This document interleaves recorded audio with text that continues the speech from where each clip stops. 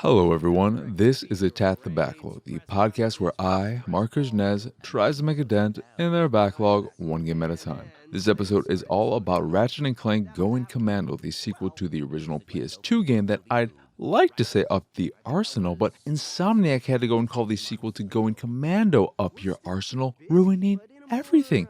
Thanks a lot, Insomniac. SMH. SMH. So much hate. Ratchet & Clank Going Commando originally came out on November 11th, 2003 for PS2 and was later released as part of the Ratchet & Clank collection for PS3 on August 28th, 2012 and for Vita on July 29th, 2014. I played the PS3 version of the game and can't speak to how it may or may not differ from the original PS2 game, nor can I say anything about the Vita version except I wouldn't want to play the game on Vita given how busy the screen can get at times. I'm assuming the PS3 version probably runs better and performs better overall. Maybe it looks a little bit nicer. It's probably in HD, I guess. Because, the PS3 was HD and all that jazz and the PS2 wasn't. Long story short, I hate this game. I'm not going to beat around the bush, I'm not going to talk around the hard truth, and I'm not going to waste your time. At least I'm not going to waste too much of it. I hate Ratchet & Clank Going Commando, and no one is more upset about it than I. Before I began what became this disaster of a playthrough, I was excited beyond belief to start making my way through all the Ratchet & Clank games I missed. Prior to Going Commando, I had only ever played the original and the not entirely remake of the original. After Going Commando, I am no longer excited. I'm sad. Sad because I can't remember the last time I went into a game with such high expectations and was as disappointed as I ended up being with Going Commando. And maybe it's my fault for having such high expectations, but with the pedigree of Insomniac games and how much love this game has gotten, I feel like my expectations were pretty sound and reasonable. What makes it worse is that Going Commando started off strong, the core mechanics are solid, and the satisfaction that comes from smashing boxes and collecting bolts remains a good time. But everything soon unraveled as the game piled more and more on its plate, from minigame after minigame to new weapons that range in usefulness from pretty damn useful to why the fuck is this even here, to new enemies who sucked up damage as bad as any bullet sponge I've ever had the displeasure of dealing with. Going Commando is a shining example of how more is not always a good thing, and boy, oh boy, does Going Commando like to throw more and more at you the more and more you play. Going Commando is one of the worst designed games I've ever played. I'm sure recency bias is coming into play, but there's no denying Going Commando is, at the very least, a poorly designed game with terrible pacing, some incredibly annoying scenarios, and a general overabundance that makes the whole experience feel like a first draft in need of multiple revisions. Sure, it's nice having so many weapons to pick from, but when only a handful are useful, it highlights how Going Commando and Insomniac think more is in fact more. Sometimes less is more. There are 23 weapons in Going Commando, and for 96% of the game I used maybe 5, but more realistically only 2, wrench not included. The game never gave me a reason to try other weapons, and since most have to be purchased without the ability to try them out, there was no telling if I'd like a weapon or not before shelling out a fair amount of bolts, and I mean a fair amount of bolts. They are some pricey guns, I must tell you, buddy.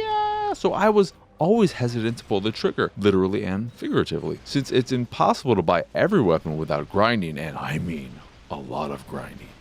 A lot of grinding. The kind of grinding you only experience at concerts when you're not asking for it. Oh my god, My Chemical Romance fans, they need a fucking back the fuck off. I ended up buying only a few weapons throughout my first, and let's be honest, my only playthrough, because I had no way of knowing what I would like and what I wouldn't. Spoilers, most of the guns I ended up buying were quickly tossed aside for the tried and true guns I started out with. I found most either useless, not fun, or a combination of the two. In case you're wondering, I only used the Lancer and the mini rocket tube until I ran out of ammo for both and had to use something else. It was then I realized the gunplay is not Going Commando's strong point. The lack of a basic infinite ammo pistol or something along those lines becomes frustrating quickly as you regularly run out of ammo, thanks in large part because almost immediately enemies become bullet sponges who require way too many bullets to take down. I don't know if this is because they want to force you into using multiple weapons, but it makes the gunplay feel like shit, and let's not kid ourselves, people. Ratchet & Clank is a third-person shooter series with platforming elements, not the other way around, so if the shooting doesn't feel good, we've got ourselves a problem. I'm also unsure of whether or not every bullet does damage, because there were many times when it looked like the first bullet would do damage as shown by the enemy flashing red and getting pushed back / cancelled out of their current animation, but the next 10 or so bullets when using the Lancer looks as if they were doing nothing. If this is the case and enemies don't require many bullets to take down, only that you have to wait until they're ready to take more damage, this is stupid. If it's all in my head, and it's probably all in my head, and the enemies really are just bullet sponges, also stupid. Even more stupid, actually. I don't know which would be more stupid. They're both pretty damn stupid. What I'm getting at is, regardless of whether enemies are bullet sponges or have incredibly long recovery times, the choices made are stupid and make for unsatisfying gunplay. The real problem, though, is that Going Commando too often likes to throw too much at you at one time, and it becomes overwhelming incredibly fast. Not to mention some of the enemies are just the fucking worst. Like these little fuzzballs that spit out copies of themselves so fucking fast you end up in an endless loop of killing some, but not fast enough to kill all before more are spawned. They're like little fucking gremlins. Little sons of bitches. God damn it. What the fuck? You stupid fuzzball bastards. Why do they exist? For what purpose do they exist other than to annoy? They're not even funny like gremlins. Gremlins at least, would give you a little quip. Maybe there'd be a lady gremlin who'd want to get in your pants and marry you, and you'd eventually give in and be like, okay, I'm marrying a gremlin. And there'd be a spider gremlin and a real smart gremlin who'd be like, ho ho ho, I am so smart. But these fucking fuzzballs are just stupid pieces of shit. Ow! Should a game not be able to annoy the player? Who's to say? Maybe I'm just being closed-minded and need to be more open to letting a game make me feel all the feels. But you know what? Annoyed is not a feeling I ever enjoy, so I'm gonna hard pass on that one. But really, the game just loves to overwhelm the player with more enemies than they can deal with, and maybe I just didn't buy the right equipment. There was some shield thing I didn't even know existed until I was at the final boss, so fuck me, I guess. But it shouldn't be on me to buy the right equipment to make Going Commando a not shitty experience. Any equipment that's essential to making the game less frustrating shouldn't be something you may never end up getting. I don't mind a good challenge, but that's not what Going Commando provides. Going Commando increases the difficulty by throwing lots of enemies at you at once, making them more powerful as you progress, and by increasing the enemy's armor / health so it takes more and more damage to take them out. This would be okay if Ratchet's abilities scaled alongside the enemies, but they don't. If you want to be able to take more damage, you're going to have to buy better armor, which costs a